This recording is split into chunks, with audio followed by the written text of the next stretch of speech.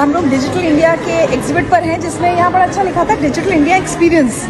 और इसके बारे में और बताने के लिए मेरे साथ जुड़ रहे हैं डिजिटल इंडिया कॉर्पोरेशन के MD and CEO Abhishek Singh ji. Abhishek ji, मैं चाहूँगी हमारे जो लोग यहाँ नहीं आ पा रहे हैं, हमारे सारे व्यूअर्स को, उनको थोड़ा ये एग्जिबिट के बारे में समझाएं, क्या आइडिया है इसके पीछे? इसका मेन आइडिया था कि भारत पिछले 10 वर्षों में जो डिजिटल ट्रांसफॉर्मेशन प्रोजेक्ट्स हमने इम्प्लीमेंट किया है पॉपुलेशन स्केल पर, इसके बारे में बड़ी सारी उत्सुकता थी G20 देशों में।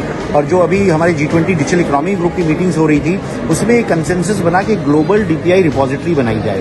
तो उसके बारे में लोग देखना चाहते थे। जब G20 लीडर समिट के लिए सारी दुनिया के जो गेस्ट हैं हमारे आए हैं, कंट्री रिप्रेजेंटेटिव्स आए हैं, लीडर्स आए हैं, मीडिया आई है, तो हमने सोचा क्यों ना हम एक इमर्सिव एक्सपीरियंस जोन बनाएं जिसमें कि लोग आके एक्सपीरियंस कर पाएं कि यूपीआई कैसे काम करता है, ई संजीवनी कैसे काम करता है, दीक्षा क्या है, भाषिनी क्या है, जिसमें लोग आके खुद भी देख पाएं। अदरवाइज डिजिटल पेमेंट्स लोग सोचते थे और सोचते थे कैसे भारत कहता है कि 1 रुपये या 2 रुपये का भी ट्रांजैक्शन रियल टाइम में हो जाता है विदाउट नोइंग अकाउंट नंबर और IFSC कोड। हम बस एक यूपीआई कोड या मोबाइल नंबर जानते हैं, खट से कर देते हैं। और हमारे यहाँ गरीब से गरीब व्यक्ति जो ठेला लगाता है या सड़क किनारे बैठता है वो भी कर लेता है। ट्रस्ट इतना है सिस्टम में, और जब मैसेज आता है कि आ गया तो मान लेते लोग कि बैंक अकाउंट में आ गया। मैं एक मंदिर में 5 रुपए का, मतलब सबसे कम अमाउंट मैंने 5 रुपए का वो किया हुआ, यूपीआई यूज किया हुआ है। नहीं, और हर जगह हुआ। और इनफैक्ट एक ठेले वाले ने, चाट वाले ने मुझे बताया कि जो एक बॉक्स, जो पेटीएम बॉक्स जिसको हम कहते हैं, जिसमें साउंड आता है कि 20 रुपये प्राप्त हुए,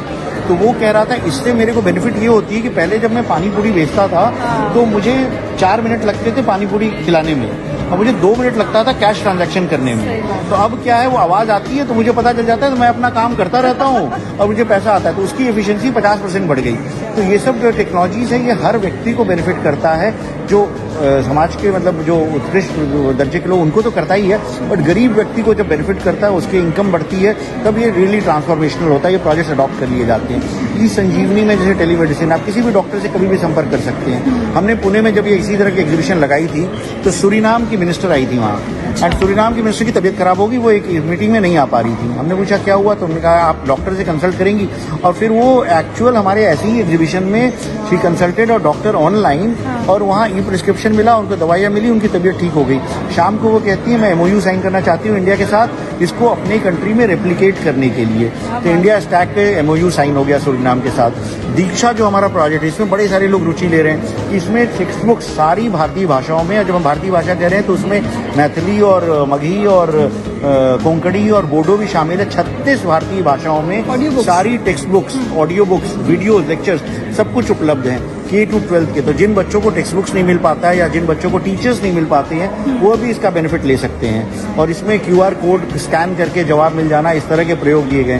तो हमने ये दिखाया है कि जो डेलीगेट्स आ रहे हैं वो इसको देखें, और अगर वो अपनी कंट्री में इसको रेप्लिकेट करना चाहते हैं तो वो भी कर सकते हैं। इससे हमारी IT कंपनीज को बेनिफिट मिलेगा, हमारे जो इंडिया के IT इंजीनियर्स हैं इसको इम्प्लीमेंट करने जाएंगे, रोजगार क्रिएट होगा। अच्छा, डिजिटल पेमेंट्स में तो भारत वैसे भी नंबर 1 हो गया है दुनिया में। अभी जो आपके पास, जैसे आपने कहा डेलीगेट्स के लिए किया है, कैसी रिस्पांस मिल रही है? फॉरेन मीडिया क्या कह रहा है, लोग क्या कह रहे हैं? बहुत लोग कौतूहल से देख रहे हैं और सोच रहे हैं कि ये उनको एक्चुअली एक्सपीरियंस करने को मिल रहा है। तो ये डिजिटल ट्रांजैक्शंस कर पा रहे हैं लोग, डॉक्टर से कंसल्ट कर पा रहे हैं लोग, और ये हमारा डिजिटल इंडिया जर्नी हमने बनाई, इसमें साइकिलिंग करके लोग प्रोजेक्ट्स को देख पा रहे हैं, उस पर भी काफ़ी ज़्यादा कर रहे हैं। तो बहुत सारे डेलीगेट जो विदेशों से आए हैं वो हमारे इसको भी एक्सपीरियंस कर रहे हैं, आधार के बारे में समझ रहे हैं, जो और डिटेल्स QR कोड पे भी दिए गए हैं, उसको लेकर के अपने यहाँ अपनी टीम्स को शेयर कर रहे हैं। अच्छा, ये मुझे भाषिनी के बारे में थोड़ा बता दीजिए। भाषिनी एक टूल है जिसके तहत आप सभी भाषाओं में बातचीत कर सकते हैं। जैसे फॉर एग्जांपल हमारा देश एक डाइवर्स कंट्री है, 22 लैंग्वेज है। मैं तमिलनाडु में जाता हूँ, मुझे तमिल नहीं आती है, तो मैं वहाँ के किसी तमिल हिंदी न जानने वाले से कैसे बात करूँ? तो ये हमने एक भाषिनी ऐप बनाया है जिसमें स्पीच टू स्पीच ट्रांसलेशन होता है, स्पीच टू टेक्स्ट होता है। तो मैं हिंदी में बोलूँगा और सामने वाला बंदा तमिल में सुनेगा, वो तमिल में बोलेगा, मैं हिंदी में सुनूंगा। और इसी तरह 2200 लैंग्वेज में ये पॉसिबल हो गया है। 2200 भाषाओं में ये बनाया गया है, ट्रांसलेशन हो सकता है, और हमको बस बोलना है और वो इमीडिएट ट्रांसलेट हो जाता है। और साथ में G20 के लिए हमने G20 की भाषाओं को भी इंटीग्रेट कर लिया है, जैसे इंडोनेशियन है, जापानीज है, स्पेनिश, फ्रेंच, रशियन। तो बहुत सारे डेलीगेट्स आज आए जिन्होंने इसको एक्सपीरियंस किया कि हमारे पत्रकार हिंदी में बात कर रहे थे, वो जापानी में बात कर रहे थे, और आपस में संवाद हो रहा था। इसके अलावा जो एक जुगलबंदी ऐप बनाया गया, इसमें देखिए वो रशियन में उसने सवाल पूछा वॉइस पे, और G20 के बारे में उसको रशियन में जवाब मिल गया। तो ये ऐप है जो व्हाट्सएप पे चलता है, आपको बस एक वॉइस नोट भेजना है कि G20 के प्रमुख डिसीजंस क्या हैं और आपको मिल जाएगा। आप पूछना चाहो तो गुजराती, मराठी, इंडियन लैंग्वेज में पूछो या किसी भी G20 लैंग्वेज में पूछो। तो ये ऐप एंड्रॉइड और iOS दोनों पर है? ये व्हाट्सएप पे है, एक व्हाट्सएप अच्छा। का नंबर है, हाँ। उस पे आप वॉइस नोट भेजना है, उसके अच्छा। ऊपर चल जाता है। टेलीग्राम पे है, टेलीग्राम पे आप वॉइस नोट भेजिए और वॉइस पे जवाब मिल जाता है। तो भाषिनी ऐप का इस्तेमाल तो मुझे लगता है भारत में हम सभी लोगों को भाषिनी तो बहुत एंड्रॉइड काम प्ले का स्टोर, है। ऐप स्टोर दोनों पे उपलब्ध है। हाँ। उसको आप रियल टाइम ट्रांसलेशन के लिए बड़ी आसानी से यूज कर सकते हैं।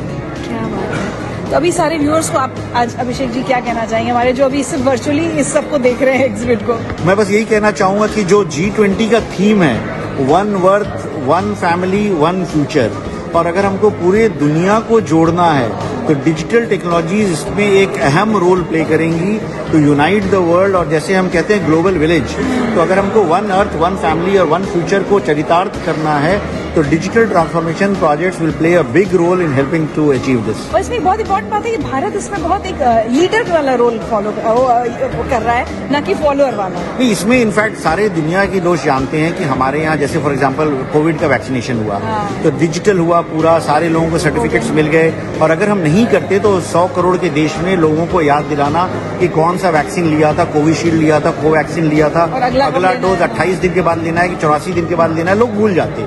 हमें याद नहीं रहता पिछले हफ्ते मैंने कौन सी एंटीबायोटिक खाई थी और कितनी खुराक खानी है। तो वो डिजिटल होने की वजह से वो संभव हो पाया। तो अब उसको हम यूनिवर्सल वैक्सीनेशन प्लेटफॉर्म बना रहे हैं कि बच्चों को जो BCG, पोलियो, टेटनस, DPT और मीजल्स, रूबेला के टीके दिए जाते हैं, उसका भी डिजिटल रिकॉर्ड बन जाए। तो उसको यूविन के नाम से बन रहा है। तो कल को ये सॉल्यूशन जो है वो पूरा विश्व अडॉप्ट करेगा। और अफ्रीकन यूनियन आज G20 को ज्वाइन किया है, तो अफ्रीका के देश, एशिया के देश, उनमें भी बड़ी उत्सुकता है इस तरह के सॉल्यूशंस को अडॉप्ट करने के लिए। Thank you so much Abhishek ji, thank बात यू। करते हैं।